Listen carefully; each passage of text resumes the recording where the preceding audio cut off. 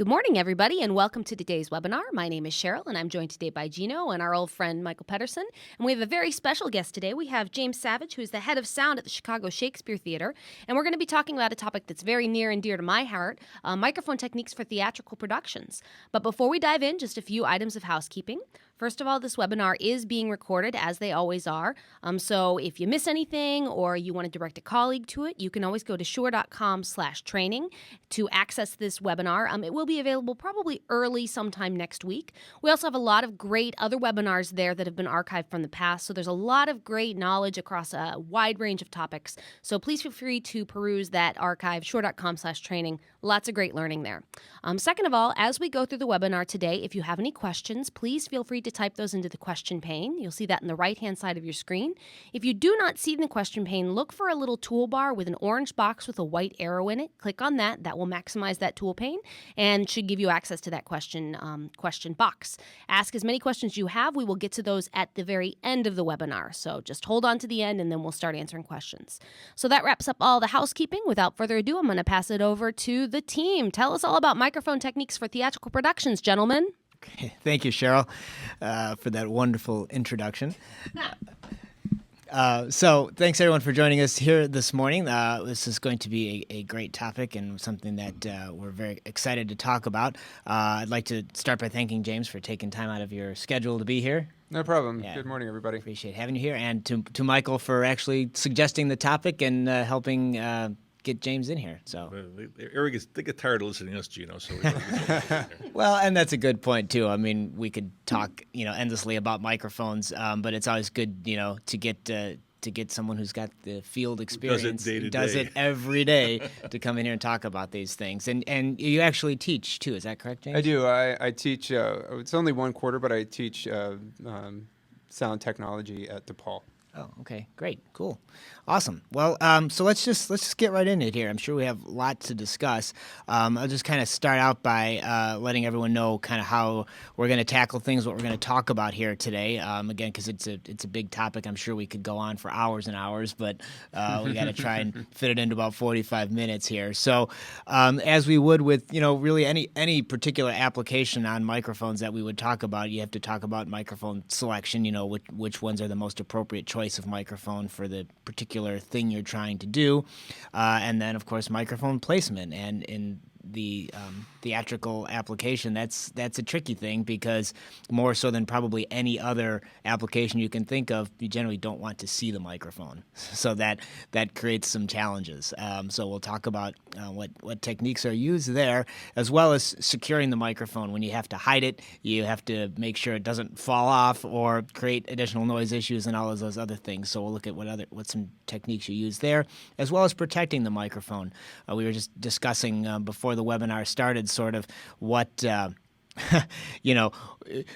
microphone ends up in probably I would say adverse conditions. Let's say being close to created by the human body. So yeah, that's a good way to say it. Yeah, adverse. Trying to think of a decent way to say it this morning here. So and that's not ideal for a piece of technology there. So we'll see what we can do to help protect that investment there, and we'll wrap up with some wireless best practices, because as you'll see here in a moment, we're talking about wireless, of course, to be able to do the kind of productions that you see these days. It's pretty much a requirement that it has to be wireless microphones, which brings a host of other concerns and issues, which will kind of let you know how you can deal with some of that stuff. So, to help also kind of narrow the scope here, I wanted to talk about what specific mic techniques we're going to be discussing here. And it's pretty much going to be body microphones, that is, wireless microphones on the human body, because that is really the only way to get the sort of sound quality that I think the audience and maybe even people putting on the production are sort of expecting. I think we're all sort of conditioned these days to get that, to have that sort of Broadway musical type experience when you go to the theater, which is a very direct sound, very clear, very intelligible, right? And there's, I think, maybe a bit of a misperception that you can achieve similar results using microphones hung over the stage, or maybe using boundary or surface mount type microphones along the edge of the stage. and that is a technique that can provide some useful sound reinforcement, maybe some voice lift, as you might call it, to help with intelligibility a little bit, but it is never going to be able to recreate the sound that you get with a microphone on the actor's body. And there's some reasons for that. One of the main things is that when you're using an overhead or a boundary microphone, it's far from the performer's mouth, right? And in every seminar, in every class we do on microphones, probably the one thing people remember the most is how often we say, keep the microphone as close to the sound source as possible, right? And that's because it helps minimize feedback issues, for one thing, right? Because the further the microphones are from the person's mouth, the more you have to turn them up. The more you have to turn them up, the more likely it is you're going to get a feedback loop. Because not only are the microphones far from the actor's mouth, they tend to then be closer to the loudspeakers, which, if you attended our webinar on gain before feedback, which Michael helped us with, you learned all about that. And that webinar is archived, and you can go watch it if you want to learn more about why that happens. And also, microphones, when they're further away, tend to be outside of what we call the critical distance, which is the point at the room where background noise and reverberation is equal to, or beyond that, greater than the direct sound. So it just is it's a more distant sound because you pick up more noise, you pick up more reverberation, all of these other things that you don't want being reinforced end up being reinforced. So in the long run, it's just, noise and feedback tend to be more the result of what you get with these techniques than you do that nice, clean, direct sound. Do you ever use overhead mics, James? In theater, it's now become a specific artistic choice that we want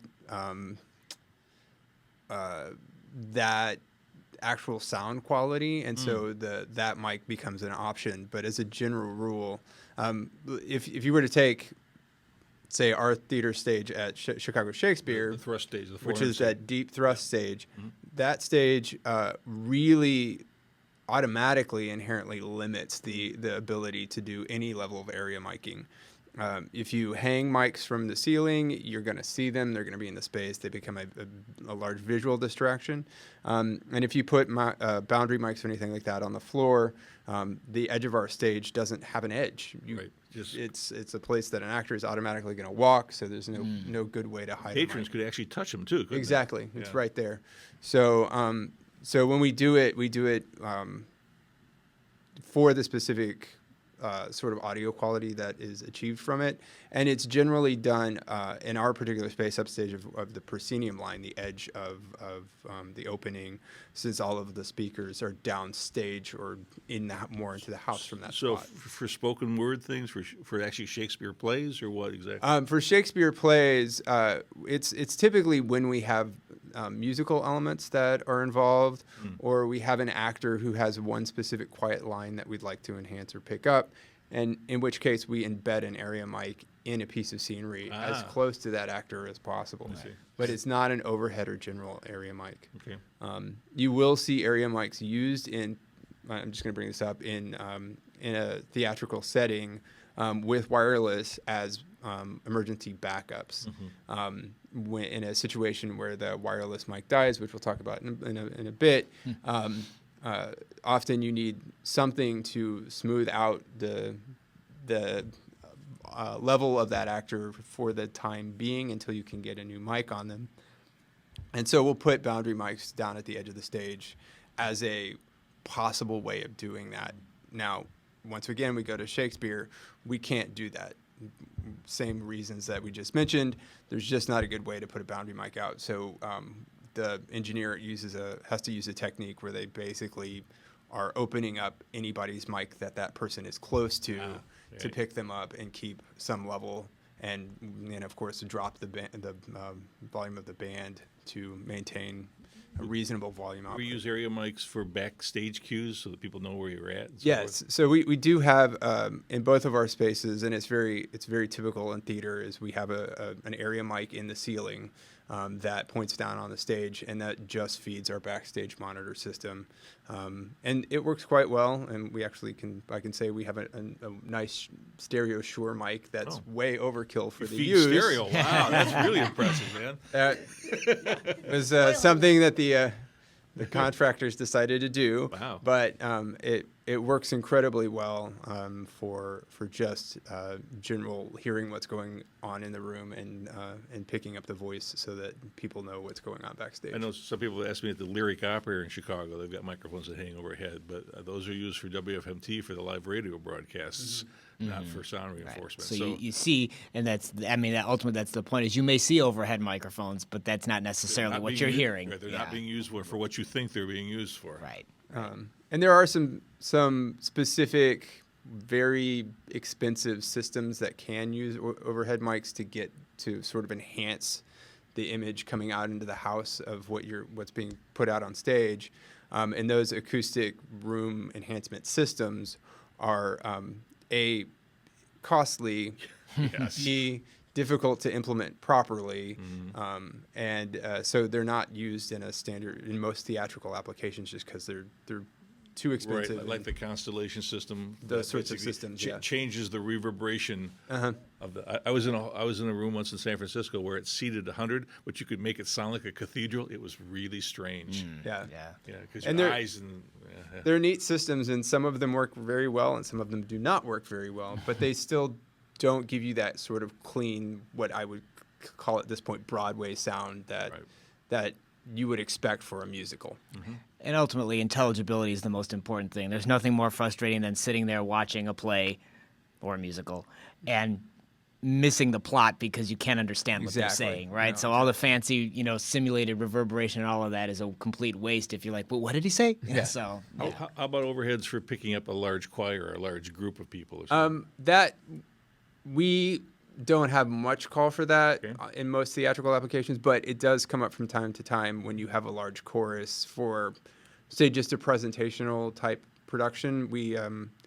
We did a production of In the Heights on the South Side, and it was just done basically as a reading, so nobody was really in costume, and the main group of actors were seated in a set of risers off to the left side of the stage, and in that particular situation, those actors sang all of the chorus lines when they weren't up at microphones on. Well, actually, they had head booms on, but but when they weren't up doing their particular moment at their music stand and just basically giving a reading, and so we had a few overhead mics for that sort of chorus section to pick up that voice. But don't depend on them. Don't expect they're going to sound like headborne mics. No, and you don't it works when you have a large group of a choir and they're all singing together because you have a much larger sound source to pick up. Cool. Yep. Okay, so and you heard it from the expert, folks. There you go. It's not just Shure talking this time. So when we talk about microphone selection, there's really two things that we want to focus on here, as particular to this application, which is the polar pattern of the microphone and also the form factor of the microphone. Because again, we've got some very specific requirements here, which is, as I mentioned earlier, you don't want to see the microphone, and you have to be able to place it creatively, depending on costuming and wigs and all of that other kind of a thing here.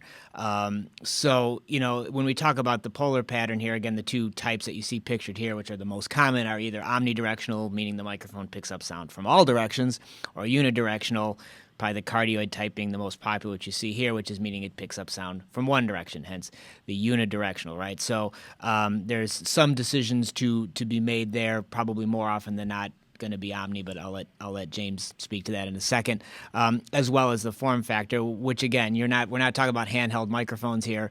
We're talking about small microphones, almost I'd say 100% of the time condenser microphones, because you just can't make a dynamic microphone small enough for a theatrical application and have it still sound good and be hidden and all that stuff. So, condenser microphones pretty much across the board, usually either a lavalier type microphone or some sort of a head-worn microphone or a lav mic adapted to be a head-worn microphone or something like that. But I'll let James elaborate here. So sure. The two sort of microphones that you have pictured here, we'll start there.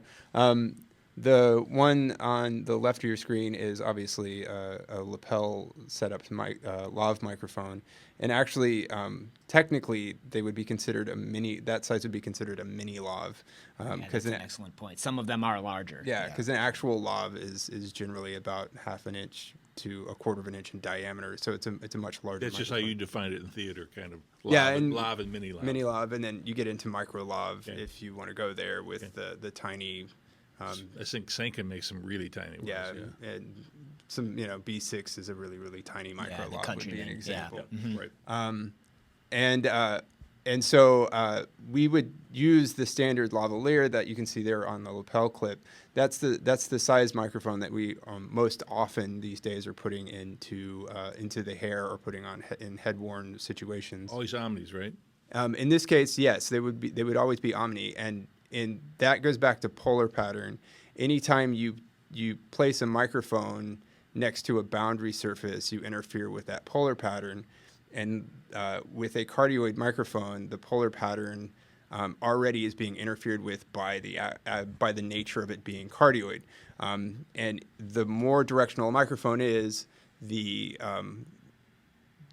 let's say the less good it sounds. It still can sound very good, but you start to pick up artifacts from the phase cancellation that is necessary to make that microphone directional. So when you stick that next to a boundary surface, you're adding another layer into that, and you start to get more artifacts that are undesirable. In the boundary, in this case, is the body or the head, right? Yes, exactly. So an analogy there might be with a handheld microphone, the rappers that cup the mic when they're singing, right? Similar sort of, it actually messes with the pattern of the microphone. Yep. And so we want as natural and open sounding of a mic as possible. And so the Omni mic has the least amount of phasing going on in it. It's got the most open structure. And so when you stick it next to that boundary surface, it has the least ill reaction to being stuck next to the boundary surface. Also less cable noise, because directional microphones have cable noise. That is true. And that's also a problem when you're on an actor. That is very true. Yep. So because we were already sticking the mic next to a boundary surface, we use Omni lavs in I would say 99% of the situations that you're going to come across. The only time that might differ is typically if you're using a head boom microphone, where that element is being moved out in front of the mouth. Most of the time, we'll still use Omni in those situations because the proximity of the microphone element itself to the mouth is what helps keep gain before feedback high. It helps just proximity alone. You've got a much higher volume of sound coming from the mouth of the actor getting to the microphone. You're going to get much higher gain out of that mic. On the other hand, there are certain situations in shows where you need to send a lot of the vocal back onto stage for the actors to be able to hear each other. An example of a show that we do at Shakespeare is the Q Brothers shows that are rap-oriented shows. And those shows, the show is very, very loud. And if they don't get vocal back on stage, they can't hear each other to be able to actually perform the show. Okay. So in those sorts of situations, we use a directional microphone. We actually put cardioid booms on them in order to get a bit more gain out of the microphone to help combat the loud monitors. Do you the first theater thing I remember seeing with head-worn microphones or boom microphones was Rent. Yeah. That would seem to be set the stage for like accepting seeing it. Yeah. And the fact that they had high sound pressure level on stage. Yeah, that's the sound pressure level tends to be sort of the biggest factor as to whether you need to move towards a boom or not. Mm-hmm. It just gets it that much closer to the mouth, regardless of whether it's an Omni or a cardioid. That's gonna give you gain you a lot of feedback control overall. Have you run a situation with a director in the past that wanted the high sound pressure level but didn't want to see the boom, and you? Yes, that absolutely happens, and there's just a moment of reality of here is the limitations of what we can do and how loud we can get. If do they accept your explanation, or do you have to normally prove it? Ultimately, I would say about 70% of the time they'll accept it when we say these are your options, and you've got to pick one. You can either see the microphone and we can get it really loud, mm-hmm. or we can hide it and we have to have a controlled volume. And there's a 30% of the time that we have to go prove it a little bit more through one means or another. But for the most part, we can generally powwow them into saying, look, this is just the reality of the physics that's at work And the longer here. you've been doing it, more likely they are to trust you too. Yeah. I've worked with you in the past, and he knows what he's talking about. Okay. It's a good, I think, a point worth reinforcing in here again is which you said, but it's something that we harp on all the time too. Is more important than the polar pattern when we're talking about these high, sound level situations is getting the microphone closer to the mouth. Yep. Right. Yeah, absolutely. That's such a huge thing. So speaking of that, let's move into kind of some placement examples here. Again, I guess with a boom mic like you see on the left, that's kind of an obvious one. It goes at the corner of the mouth. But when you're utilizing the mini lavs, I think you have a lot more options in terms of where you might place the mic, right? Yeah. So we'll make a quick comment about chest-worn lavs. And the reason that you're not going to see them very often in theatrical application for a show, it comes up time to time when we need to have a microphone on a person that it just goes on them. We're going to use it for effect, and it comes right off of them in the next scene, in which case sometimes putting that mic on the chest is an acceptable answer as a way to... An effect like what, James? like reverb or echo. Okay. Like you've got Scary Ghost and you just need it for one moment in the show. Okay. And so you're going to just affect the voice. Got it. And you're not worried about super clean intelligibility, specifically not worried about the actual sound quality of that mic being as close to natural as And possible. on the chest, just because you can get it on and off quicker? Exactly. Yeah.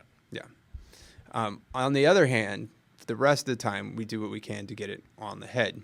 And as you can see from this picture here, this is actually one of my lead engineers at Shakes, who does a lot of our shows, kindly made this rig up for us and stuck it on his head and took a picture.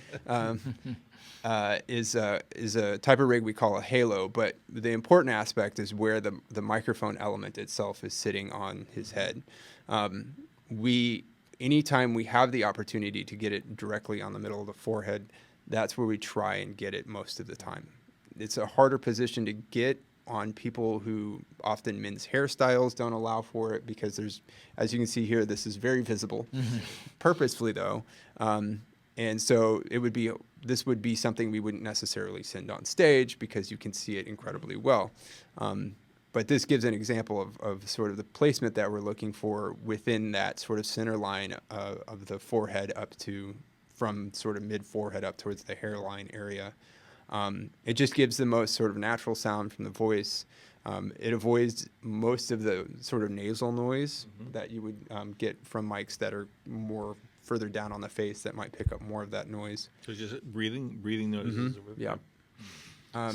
So I do fairly commonly see like just it sort of hooked over the ear, so not like a boom mic that comes down to the mouth, but just over the ear. Right, and we have a picture of an ear rig that we'll get to in a second and talk about how that works. But this is preferred. This is preferred, and it's preferred because it just gives you the most sort of centralized sound. You're not picking up any of the resonance cavities in the face as much. There's no sinus cavity.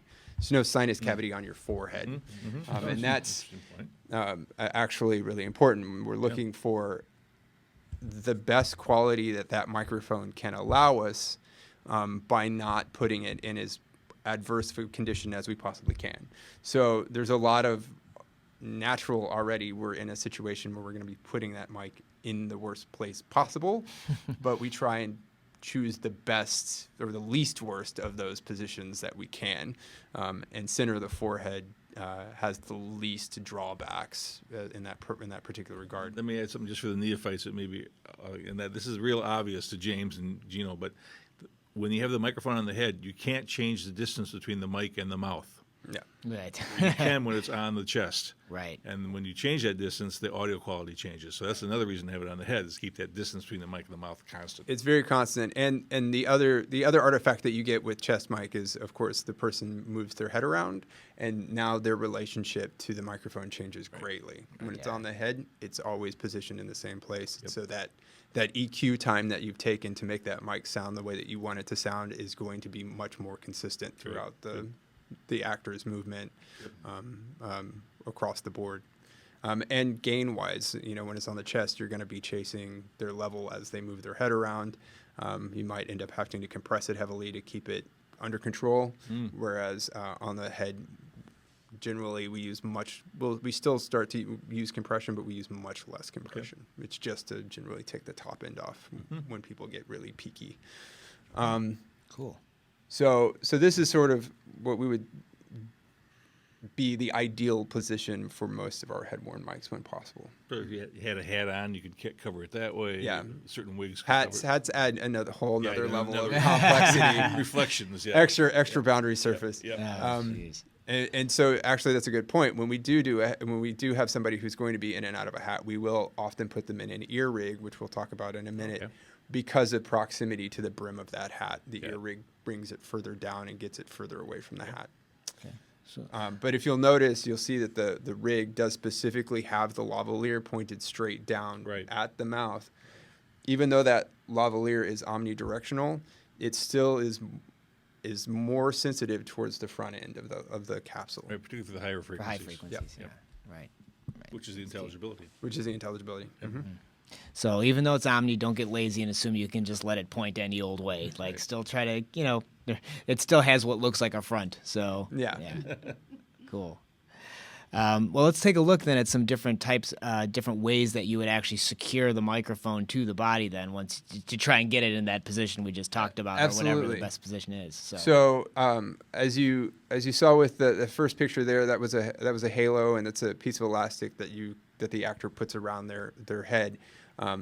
It's a very quick method of getting about that one first if you want. Yeah, it's a very quick method of getting the mic on and off the actor, and if they have enough hair to cover the microphone cable and cover the piece of elastic, it's a very convenient and easy thing for the actor to get on and off. Where do you get the elastic, or is there any specific type you like, or just? It's just cord elastic that you can get at I'm going to say costume shop, but that's not useful for most people. That you can get it at any sort of sewing supply store, fabric store, place like that. Great. Okay, thanks.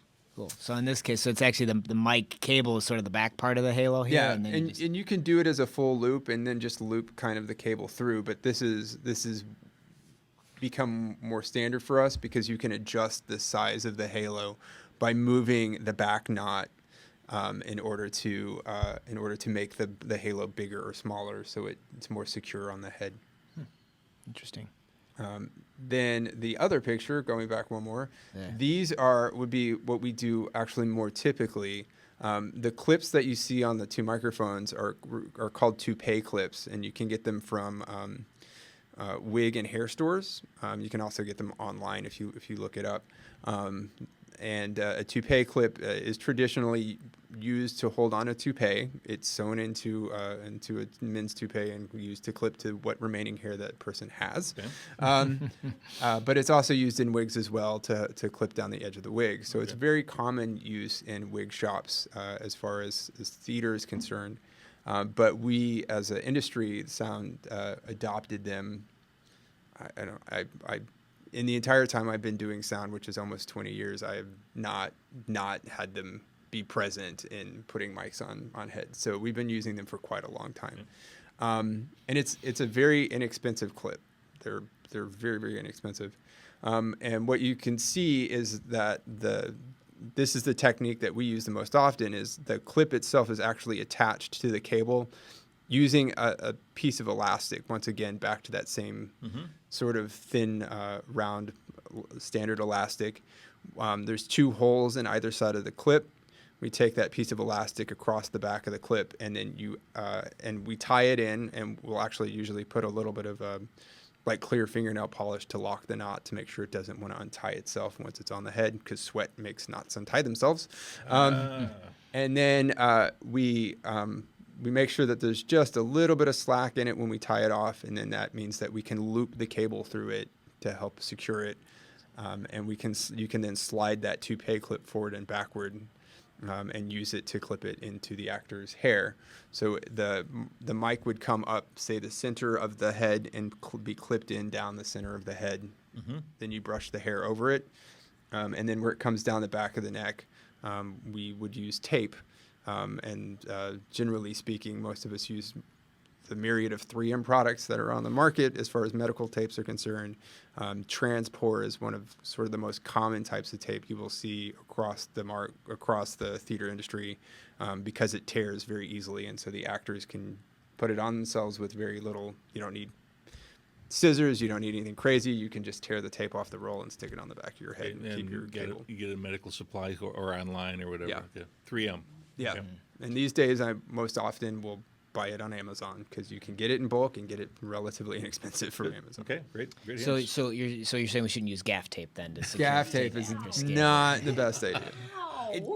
I only mention that because Believe it or I know not, gaff people try tape, that. gaff so. tape will sweat right off. I bet it would. Yeah, I bet it would.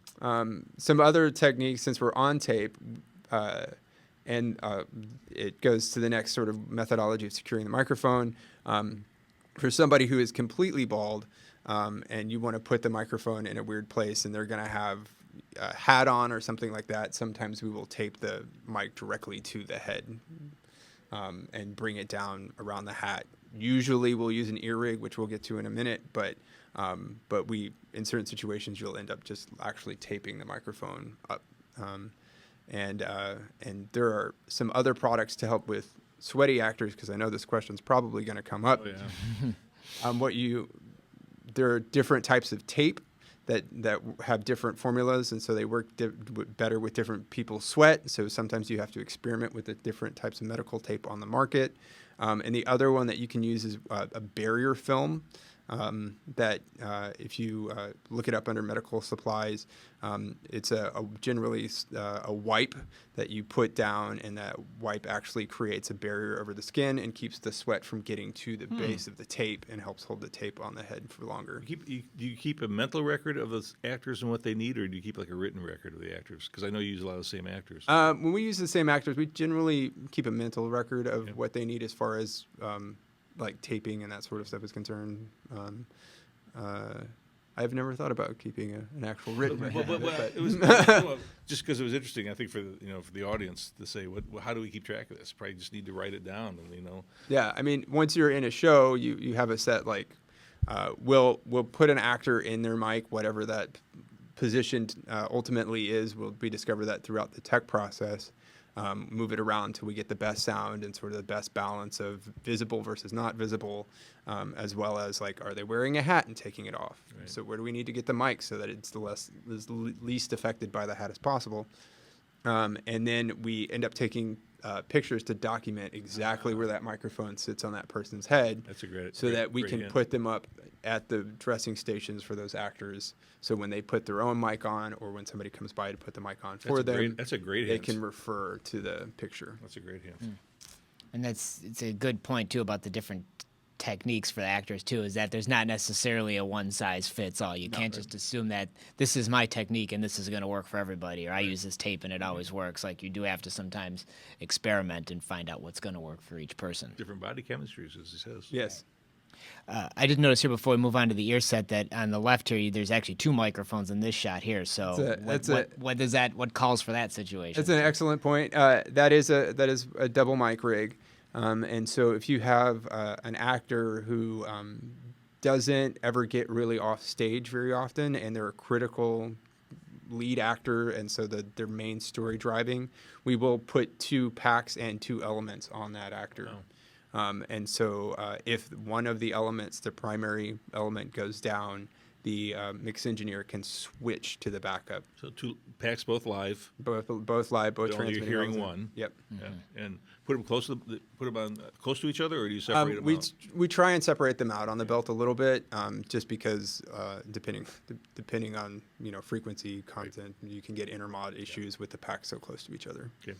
Cool. That's a good point. I didn't see that. One more thing on the taping too. So do you typically tape the cable all the way down, like against their body, like to help minimize clothing noise and things like that, or?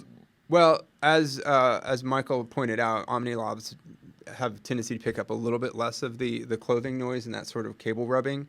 We do secure it so it doesn't move around or get yanked on off their head, because that'll move its position.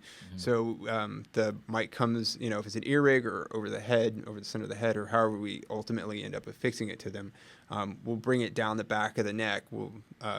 What I personally like to do is ask the actor to look all the way to one side, either left or right, so that we have the most stretch across the back of the neck. And then we tape the cable across the neck that way, not up the neck, because you want it needs to flex, and it won't. If you have a big piece of tape there, it's going to end up falling off. So you put a piece of tape at the bottom of the hairline and a piece of tape down at the base of the neck. And when they move around, you'll have a little bit of a cable bulge. But ultimately, you can end up figuring out how to manage that so it doesn't stick out and look weird, but it allows the actor to move around and keeps the mic secure, and then helps isolate the rustling and cable noise handling noise you might end up getting otherwise. Cool. But another reason to use Omnis. Yeah. So, cool. And then this one. Okay, so this is an ear rig. This one is a built ear rig. You can buy earpieces that are made for holding earbuds in. If you think of your typical sort of reporter, the earpiece that they put in their ear to hear the station talk to them, that earpiece is fit into an ear rig that actually snaps over the back of holds it over the back of their ear and keeps it in place. You can get those parts. Telex makes several different types for their ear rigs, and some of the other companies that make those particular type of earbuds that are relatively low quality sounding earbuds, but they don't need to be. Right, the communication grade. Yeah. The downside to those is they have a loop for that earbud to fit through, and you would see it sticking out in the ear canal area. It just gets distracting, so we end up always modifying them, cutting that loop off, and then we have to make sure it's not sharp and pointy and poking into the actor, and so it can take a lot more time to make that type of rig work well with an actor versus just making a rig. And so this one is probably made out of millinery wire, which is a type of wire that's used for making the brim of a hat stiff, for example.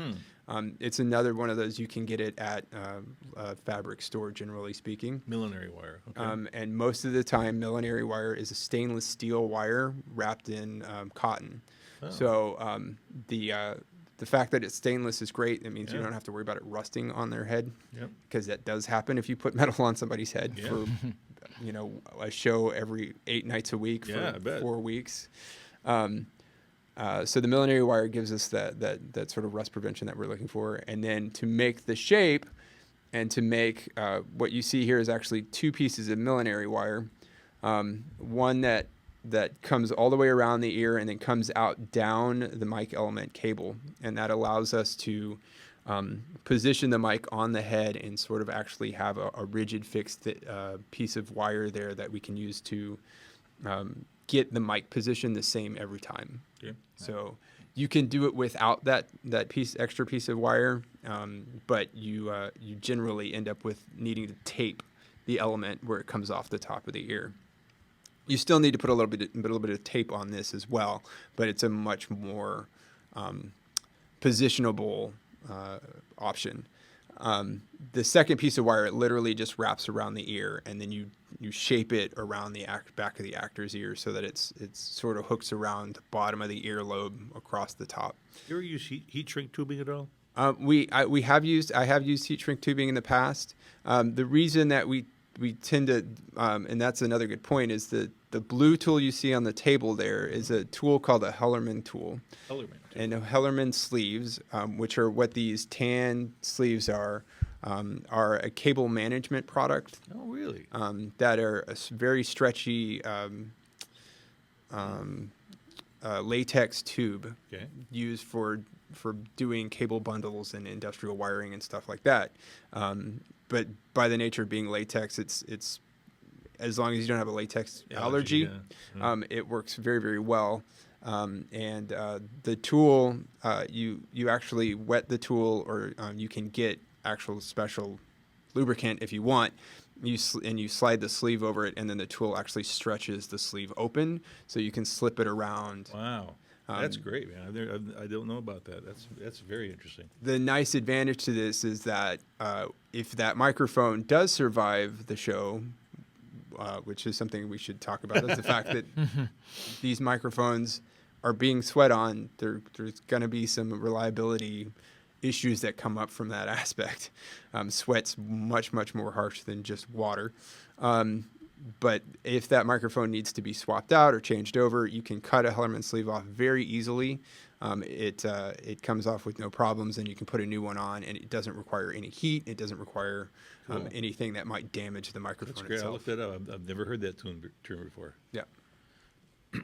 Cool. Talked about that. But speaking of sweat, Sweat. I guess that's the lead into the next topic, right? Is the microphone being, as we said, in adverse conditions, thanks to the human body. Yes. Sweat is an absolute killer of microphones. Even the best top-end microphones that a lot of us use are water resistant, not proof. And if they get wet, and just with water, you can generally set them off to the side, and they'll dry out, and they'll continue, and they will operate once they're dry. Just again. air dry. Yeah. Do special. You can put them in a desiccant bag, which is what we'll do. The if we need it. little bags of stuff that do not eat. Yeah. Yeah, Do not eat exactly. bags, yeah. You can buy desiccant packs online. You can buy them from Amazon. They now make them in a metal tin that you can put in your oven to dry them back out. Oh, great. Yeah, okay. So if and when we had shows that we have a lot of sweaty people, we have a couple of those that we are rechargeable, so to speak, so that they can absorb more water. Right. The thing with sweat, as we said before, is that it's unique to each individual's chemical makeup. So sweat contains obviously lots of salt, but it also contains oil and a little bit of acidity and all sorts of things that electronics really are not fond of. In the best case scenario, somebody's sweat will be mostly just salty, in which case what happens is that sweat gets into the microphone and over time deposits salt on the diaphragm. And that as that microphone dries out, the water dries out, but the salt does not go anywhere else. It stays on the diaphragm. So that microphone over time becomes dark. You start to lose high-end response out of the microphone. That's how you first notice it? Yeah. Okay. And at that point, the microphone is going to have a limited lifespan of usefulness before it's so dark that you can't EQ it anymore. Let me give you an idea. What's the worst case you've heard of someone sweating on a microphone? Every night, once a week, every night. He Every shakes night. his head. Wow, wow. And that just depends on that individual chemistry. It depends on the individual chemistry. Some people have, and it's not against them. It's our problem to figure out Right. how to help protect that microphone. But some people have more, let's call it caustic sweat, Sure. as far as that's concerned. You see it in fabrics, how they can go Yeah. through fabrics and so forth. And so that microphone will, have no problems on one person who's super sweaty. It'll get dark. You'll get water in it. It'll start to sound like it's underwater, but you can put it off to the side. It'll dry out, and it'll be good for the next show. And other people, it'll get dark. It'll sound like it's underwater, and then it will actually. I haven't actually had a microphone do. Because most of the elements now have some level of water resistance on them. But back in the day, before they did, there used to be a phenomenon that we would call the mic's gone supernova, where the mic would actually start to increase in electrical conductivity because of the sweat and the electrolyte in the microphone head. It would get super loud, not particularly good sounding, Right, but it would get really, really loud, and then it would just die. wow, that's interesting. Supernova is a good term for that. Yeah, it is. So that would be a real indicator that you had a problem, was when the mic started to get really loud, you knew the next thing that was going to happen was it was going to go away. Okay. So all of these things lead to us trying to figure out ways of keeping the sweat away from the element as much as possible. The point of having a little bit of millinery wire on that boom is so that you can actually tilt the head of the microphone just away off of the head and keep it away from the person's skin. That will help keep some of the sweat out of it. In the most extreme situations, there's a technique I particularly like. Some designers are less fond of it because it can change the way that the microphone sounds just a little bit. I refer to it as socking. I learned this back in college, actually, from my professor. And that technique, you take pantyhose and you cut them into a big just flat piece, stretch them so that the weave is a little bit open, spray it lightly with Scotchgard. Scotchgard is water repellent, so it will actually help repel the sweat away from the microphone for a while. Now, over time, Scotchgard breaks down, so that those pantyhose are going to get wet. But when that happens, you cut the sock off, and generally speaking, the sweat will be contained to the actual sock itself and not get into the element. So you make a little square or something, and then wrap it around behind And the then, microphone. And how do you tie it off behind the take microphone? a needle and thread and stitch it on right Stitch around it the on. back of the head. Wow. But because you can get pantyhose in all colors, you can get it to either match Oh. the actor's head, you can get it to match their skin. I hadn't thought about that. Yeah. So it's a much easier way to hide the element and keep that sock hidden as well. And then on that subject, actually, real quick, hidden, you would have noticed we do actually paint the elements sometimes so that they match the actor's hair better. Than, What do you use for type of paint? usually we'll use an acrylic paint. Yeah, it dries quick. It dries pretty quick, and you will have to repaint. Yeah. It will flake off over time, but you can get it to match their skin or their hair better, and then it hides it better. And I can just tell you, for other reasons, you go to Michael's Hobbies, which I think are all, and they have all kinds of different colors of acrylic paint. Yeah. Every color you possibly could want. Cool. The reality is those are kind of the two main techniques. The third technique that we use for sweat prevention is called a donut, and that is literally like a little tiny O-ring that we just slip over the microphone head, and it helps to keep sweat that might roll down the microphone cable from wanting to get to the head as easily. Physically trying to block the sweat. Yeah. Hardware store, right? Usually like McMaster-Carr or someplace like that, you can find little tiny rubber O-rings that you can... That's a really good idea.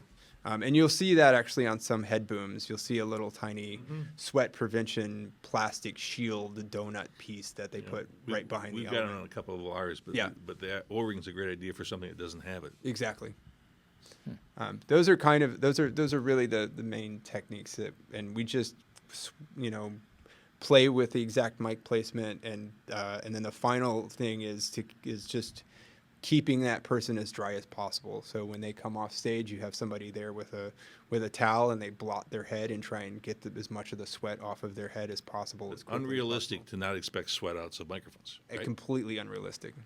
We generally will talk attrition numbers of losing 40 to 50% worth of the original microphones by the end of a 2 to 2.5 month run. 40 to 50%. Wow. Okay. There you go. You know, Now we don't always, But but it could that's happen. something that Yeah. you plan upon it. You have That to, we have to right, plan upon. Plan for it. Sure. That's good. Yeah. And as far as makeup goes, I mean, I guess there's not really a lot you can do with that other than just the same sort of technique. I mean, keep it away from the face as much as possible, right? If they're spraying hairspray, tell them to put a hand in front of the lav to keep hairspray from getting into the lav, that sort of stuff. We generally just make sure that the actor understands that element, if you get makeup or sweat on it or hairspray on it, you're going to damage it, and you need to. It's as much for them as it is for us. That if they want to be heard, they need to Lay it back on take like some that way. take some responsibility for what we're giving them, and that tends taking it from that standpoint kind of helps people understand. Oh yeah, this is important for what I'm doing on stage, so I should at least be conscientious of it to a degree. Good psychological trick. Yeah. Like that. The other makeup thing is that a couple of the companies make makeup caps, which is generally a red plastic flagged cap that you snap over the top of the microphone element itself while they're in the dressing room doing makeup and doing hairspray. It helps seal the front end of the mic up and keep those things out of it. And being bright red, generally it's easy enough to see, so the actor To take it or off. whoever remembers to take it off before they go out on stage. A good point. Cool. Okay, I want to do just a couple of things on wireless and make sure we leave some time for questions here. So this has been fascinating. I can't believe we're Closing in on an hour here. So we have plenty of other webinars posted on various wireless topics that, of course, are important, but that are important no matter what your application is, which is frequency coordination and antenna selection and placement and mounting and all of that sort of stuff. So in the interest of time here, I just want to make kind of one point on this this before I ask James for some of the best practices that he uses in theaters, which is when you're choosing a wireless system for a theatrical application, most of the time you're going to be operating a lot of wireless microphones, right? It's very rare that you need just a couple, depending on, I guess, what show you're doing or whatever. But a lot of times, what we run into is someone who, again, wants to recreate this Broadway sound type of situation, and they want to put and in middle school, and it's in middle school, and they know they want to put a wireless on everyone, but they don't realize that means you have to buy a really good wireless system. That is the major differentiator between good meaning expensive. The major differentiator between an affordable, low-cost wireless microphone system and the more expensive ones is how many wireless mics you can use on the same stage at the same time. That's why the third sort of question here about choosing a wireless system is how many are you using, the total number. Because if you need 20 wireless mics, you can't run down to the local music store and buy the $300 wireless mic, 20 of those, and expect it to work. It's just not going to happen. And do what the major theaters do. James could talk about that. Is that when you need more, you rent. Right. When they did Follies, 40-some channels for Follies? I can't remember. There were 36, yeah. Right. And you rented those. Yeah, you didn't buy them because you needed them for the 6-week run or whatever it was, and then... Yeah, I mean, we've subsequently now owned those, but that's because we use them all the time. Okay. But you're not doing a 2-week run and then putting them away for 50 weeks. No. Yeah. You need them because they're tools that you're using every day. Every day, right. Because it makes financial sense because we're using them every day. But if you didn't, you would rent. And there's certainly certain theaters in Chicago that do rent every time. And a lot of that I think the Lyric rents all the time. Yeah. And a lot of that comes out of, and there are other theaters who are looking at going that direction. And it comes out of if you're working with an outside designer, they may have their specific preference on what type of microphone they would like to use, what wireless they would like to use. And if you have a purchased system, that's what you have. Right. Because you're not gonna rent another system if you've already owned all the stuff you need to do it. Right. So in those sorts of higher end situations, the leasing or renting option can make more sense to give the. Plus, if you do that, then if you have a failure, it's up to the rental company to get you one, and you don't have to worry about that yourself, or have additional ones sitting backstage. Right. That is very true. Which probably has some relief for you as the main sound guy. It can be, that's for sure. We do send back a lot of microphones for repair because they need service and maintenance. That's for sure. Yep. So maybe just real quickly, some of the things that you do, particularly in terms of like protecting and mounting the body pack, which again is a more unique requirement than if you're just a guitar player using a body pack, right? So in theatrical situations, be it a pageant, be it a theater show, you're going to obviously want to hide that mic pack. So unlike a concert situation where that mic pack can live on the belt outside of the body, outside of the clothing, we're actually putting that pack in between the clothing and the skin. It's, once again, a very sweaty environment, and that becomes a big problem. You have very sensitive electronics next to a lot of sweat, and the two things don't always go together very well, or very rarely ever go together. There are a few options out on the market that claim to be hermetically sealed and theoretically would be okay with that. But there's always a point of entry where the sweat can become a problem. Where the mic connects to the body pack. Exactly. That's one of the biggest ones right there. And so there's the technique that we've used for the longest is in the old school Broadway world of doing it would be to use unlubricated condoms. You put the condom over the mic pack. It's an expensive solution. They break. They're hard to put on. It's time consuming. As of more recently, most of us have gone to U-line, let's call them display zipper bag, little Ziploc bag type bags. You can get them in from U-line. You can get them in mass bulk, and you can get them for right at the exact size of the pack, so that you don't have a lot of extra plastics flopping around while you're trying to put it on the body. And you just cut 2 little holes in the top so the antenna and the mic element stick out. You zipper the mic in there. And then generally speaking, if we're doing that technique these days, I invert the mic pack and put it upside down. So the plastic bag keeps the sweat out of any of the seams of the mic element of the mic pack itself. But in order to keep the sweat out of the connector, When it's upside down, the sweat will roll over the connector as opposed to roll into the connector. So these are not specifically for wireless. These are just Ziploc bags that happen to be the right size to fit these. Yeah, and you can get the exact right ones from Uline. And Uline, okay. You Online? Uline is a... Uline is a company that does display bags. They do slip sheet for packaging. They do all sorts of packaging. uline.com? Yep. Great, thanks. And so that's sort of become one of the more common techniques. Like I said, I put the pack upside down to keep sweat out of the connector, because I've had an actor who was perfectly fine right before the curtain came up. The curtain came up and they had sweat out the connector, and all it was crackle. Sweat in the connector, straight crackle. Yep. So we do that. The other option is now there's a company, as of recent, wirelessmicbelts.com, that you see here on the screen. They have been making the neoprene mic packs. Those packs have, you can see at the top, there's actually very large Velcro sort of grommeting at the top to help keep sweat from rolling down the cable and down the antenna.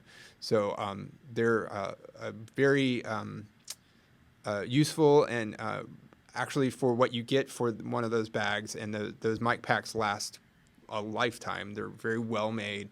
Their prices are extremely reasonable, and so if you know that you're investing in 20 body mics and that you're going to be using them on 20 actors over and over again in the same pack, it's kind of worth that. I think they're like $20, $25 area to get 20 of those to go with your mic packs. Yeah. Great. I know we wanted to talk about some battery issues, but do we have any questions there, Cheryl, that we might want to get to? Okay, so we'll truncate that a little bit. Maybe someone will ask about batteries, and then we can discuss that in more detail. I do want to make sure people know that we have a booklet available for download on our website, the Audio Systems Guide for Theater Performances. You might want to go take a look at that at some point. But let's spend a few minutes here on some questions from the audience. All right. First question here. Can you effectively run a WL93 as a four-head mic versus the B3 type mics that we saw in the illustrations? So the WL93, for those who don't know, is one of the more inexpensive omnidirectional lavs that Shure has, and yes, you can do this. I mean, it's still omni, so it's more of a rectangular flat thing instead of the round ones, but concept is the same. Yeah, there's a little hole, a little opening on one side of it. Don't push that part against the forehead. You'd want to make sure that's facing away from the forehead, but otherwise I think that would work. Okay. Somebody that needed a little bit more clarification on the socking pantyhose technique. Do you wrap the element, the actor's head, or cover the element to camouflage it on the actor? I suppose you could wrap the actor's head, but that would be kind of ineffective for the show. If you're doing a robbery scene, it would work really well. Perfectly. No, so you cut about a 2-inch by 2-inch square piece of the pantyhose, and then you put the mic head right in the middle of that square, and then you very carefully, without stretching it too much, fold it over the element itself, and then you take generally thread and needle and thread, and actually sew right at the back of the mic head, not through the cable, around the cable, to adhere that sock to the mic head. And then to finish it off, obviously you take scissors and cut off all of the excess pantyhose.